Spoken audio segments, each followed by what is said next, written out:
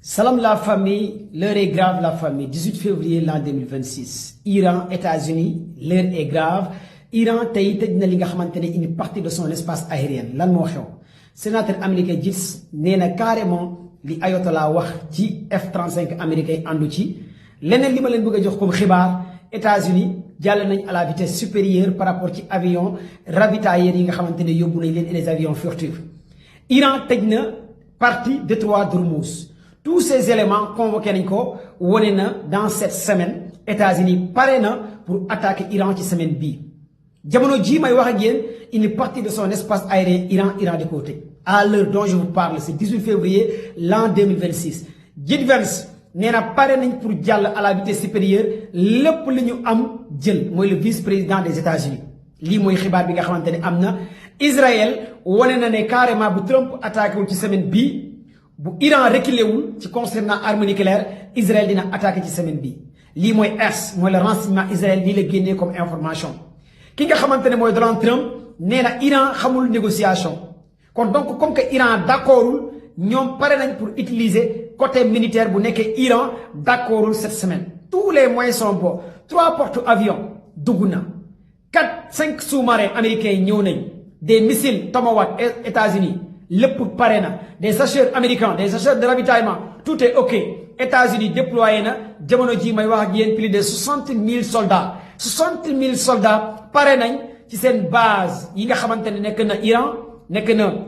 Abu Dhabi nekk na Irak nekk na ci seen 3 porte-avions tout est ok à l'heure dont je vous parle pour ñu attaquer li nga xamante ne mooy Iran li des mooy coup d'envoi. Iran tey ci guddi war na def ay lancement missile balistique yan xeetu missile balistique kenn xamul Iran tëj na li nga xamante ne mooy lii di partie ci espace aérien bi tout est noir en Iran l'heure est grave ndax États-Unis dina attaquer tey ci guddi wala suba wala ci semaine bi lan moo nar a xaw données yi mu ngi commencer changer entre négociation yi nga xamante ne deuxième jour moo amoon entre Iran ak États-Unis négociation yaa ngi commencer tomber dans l'eau lan moo xew Iran d'accordul négocier ci wàllu uranium à 0 Iran d'accordul négociation ci wàllu missile balistique intercontinental ak lii di missile hypersonique parce que Iran nee na day continuer di garder ses missiles. Israël nee na Iran warta am missile de longue portée yu passé plus de 300 kilomètres Iran nee na li industrie de guerre am bi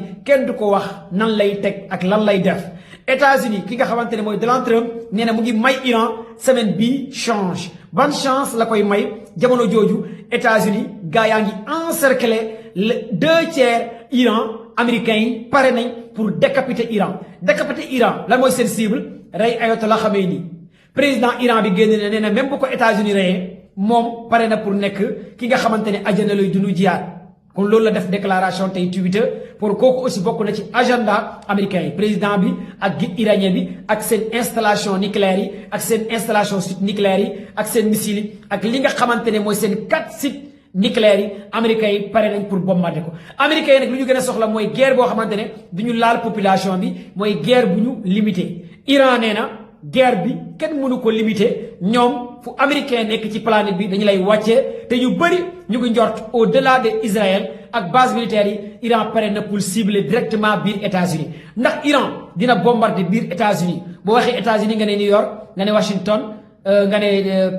li nga xamante ne mooy Ohio ak yeneen état yi nga xamante ne New Jersey nekk na biir États-Unis ak yeneen yi nga xamante ne xaw ma ko mënuma leen koo wax waaye daal li ngeen war a mën a comprendre kon mbir mi nar naa doy waar trop jamono jooju nag Russie ak Chine ñu ngi jàppale Iran. On est à la phase d'une 3e guerre mondiale bi ñu doon yàgg a wax guerre économique wax nañ ko guerre biologie jàll nañ ci guerre technologie ci moom lañ nekk avec le Starlink. bi nga xamante ne société Element Space X génne na ko yéen ñëpp gis ngeen deful effet ca Iran avec li nga xamante ne aussi mooy guerre d'information guerre des données léegi nag lan la mbir mi nar a mujjee ak fan la mbir mi jëm yéen ñëpp xam ngeen États-Unis bu ñu attaqué Iran ñoom ak Israël la guerre des 12 jours boobu gaa yaa ngi négocier te pour l'instant 99,99% américains yi dinañ attaqué lii di Iran loolu la service secret yu bëree bëri génnee comme xibaar. bëgg nga xam li xew ci fekk ma tey ci guddi à partir de 23h 0h live commando by ba 2h du matin Ramadan Moubarak juma mubarak yàlla defal ñu jàmm weeru koor bu am jàmm xewal yu bëree bëri yow mi nga xamante ne bëgg nga ñu dab ci compte TikTok bi abonné balaa dara xew pour yeneen xibaar yeneen information ci kaw bio bi nga cliqué nga dem sama chaîne YouTube nga fekk ay vidéo de 20 minutes de 15 minutes nga abonné sama chaîne YouTube Sénégal 99 TV sama page Facebook Commando Baye dawal nga abonné pour information écrite lépp la bëgg li may tweeté par écrit nga am ko sama compte Facebook ak yeneen vidéo yi may dugal Facebook nga mun koo am page Facebook Commando Baye ñu ngi plus de 110 000 followers gars yi ñu ngi ñëwaat tey ci guddi live bi maximum de partage. salaamaaleykum Sénégal Commando de Baye la 18 février l'an 2026 ñu ñëw ci li nga xamante ne le ministre de l'intérieur Bamba Cissé jël na ay décision ci ay sanctions ginnaaw li nga xamante ne xew na université ñu bëree bëri aussi ñu ngi doon xaar état bi ndax dina jël ay sanctions d'abord balaa ñu may ñëw ci sanctions yi nga xamante ne le ministre de l'intérieur Bamba Cissé jël na ko ci décès bi nga xamante ne Abdoulaye Ba mooy dañu koy féliciter parce que jamonoy Abdoulaye Wade ba ci Macky Sall combien de fois la ñu rey ay nit mais amul benn sanction surtout ci nguuru Macky Sall ku mu jël mais lii nag chapeau à félicitations surtout le gouvernement du président Diomaye ak Sonko surtout nag Ousmane Sonko parce que c'est la première fois ci l'histoire politique du Sénégal ñu gis ay sanctions dem ci rang côté police plus de 6 commandants presque laal nañ leen ñi nga xamante ni ñoo géré woon ay commandement fu mu ne relevé nañ leen seen fonction pour ay enquête ci torture ci bavure surtout sur la mort de Abdoulaye Ba d'abord ku ñu leen di njëkk a wax ki nga xamante ne moom la gars yi njëkk a relevé en fonction mooy le commandant de la compagnie d'intervention à haut risque moom gars yi jëlee nañ ko fu mu nekkoon parce que yoon da koo soxla ci wàllu enquête ñu xool ndax laale na ci wàllu dee Abdoulaye Ba ak torture yi nga xamante ne am na ak kan moo joxe ndogal ak lépp li nga xamante ne am na ci biir ICAT keneen ki mooy le commandant du groupe opérationnel de Dakar le commandant du groupement opérationnel de Dakar kooku aussi relevé nañ ko ses fonctions pour enquête xool bavure yi am ndax moo joxe ndigal wala joxewul ndigal ak ndax laale na ci wala laalewu ci ak lu tax mu joxe ndigal ak ndigal ni fan la bàyyi ko ak bu nekkee am na li xew ci biir nan la demee ak schéma bi lépp gars yi bëgg nañ xam ñan ak ñan ñooy éléments yi ak beneen commandant le commandant de la 4e compagnie du groupement opérationnel de Thiès kooku aussi jëlee nañ ko fi nga xamante ne moom la nekkoon parce que ñoom ñëpp bokkoon nañ ci intervention bi nga xamante ne amoon na te loolu aussi c'est hyper important parce que waxoon naa leen lu bëree bëri am na mais kii di ministre de l'intérieur il n'était pas au courant ci li nga xamante ne moo am parce que mbir mi dafa doy waar kon donc yéen patriotes yi ak yéen ñi nga xamante ne yéen a ngi jaaxle woon ci mbir mi léegi mbir mi dina leer nañ parce que comme que relevé nañ ces gens aux fonctions enquête bi bu leeree dinañ xam kii et kii taux bi ak manipulation yi ak beneen li nga xamante ne mooy adjudant de police ak benn adjudant de police aussi jëlee nañ ko fa ak benn lieutenant de police ak benn commissaire du point E le commissaire du point E aussi jëlee nañ ko fi nga xamante ne moom la nekkoon en tant que commissaire du point E moom aussi relevé nañ ko fi nga xamante ne fa la nekkoon parce que division des investigations criminelles da koo soxla adjudant yi nga xamante ne limal naa leen dañ leen soxla éléments yi nga xamante ne ñoom lañ doon commandé aussi mooy les éléments du groupement mobile d'intervention ñi doon torturer xale yi ñi doon daaneel li nga xamante ne moto yi ñoom ñëpp après l'enquête bi dina dem ba ci ñoom ñu xool lan moo tax gars yi doon daaneel moto yi lan moo tax gars yi doon jël ay grenades di ko sànni ci kaw étudiants yi parce que on a vu ça on a vu des gars yoo xamante dañu doon kàjji di weq gars yi kon loolu aussi mention spéciale ak ki nga xamante ne mooy le ministre de l'intérieur parce que ñun fekkee nañ fi Ousmane Ngom su Abdoulaye Wade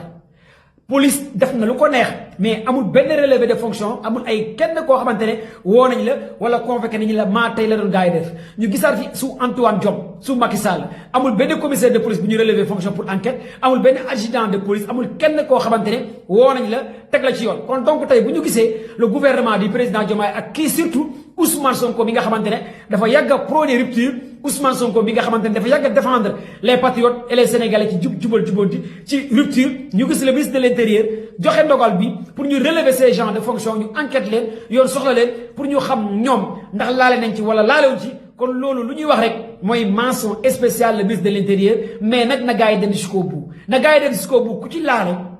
ku mu munti doon muy ngay adjudant muy ngay commissaire de police muy ngay commandant muy ngay génie ak koo mënti doon nañ la ñaf ci kaso bi mu jeex tàkk parce que aussi nul n'est au-dessus de la loi ay nit nag mënu ñëw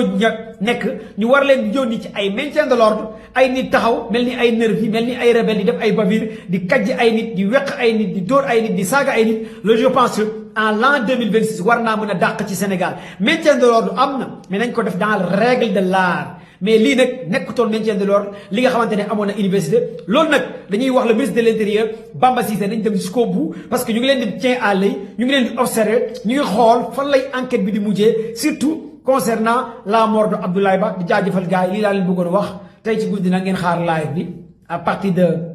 22h 23h Sénégal voire minuit ngeen xaar live commando ba ni wax ci géopolitique international ak lépp incha allahu rabbi bu soobee borom bi ngeen baal ma àq baal na leen àq Ramadan Mubarak ñu fekkee ko ay déwén yu bëree bëri sama gars yi bëgg naa ci yéen kontaan naa trop ci yéen ngeen partage vidéo bi maximum.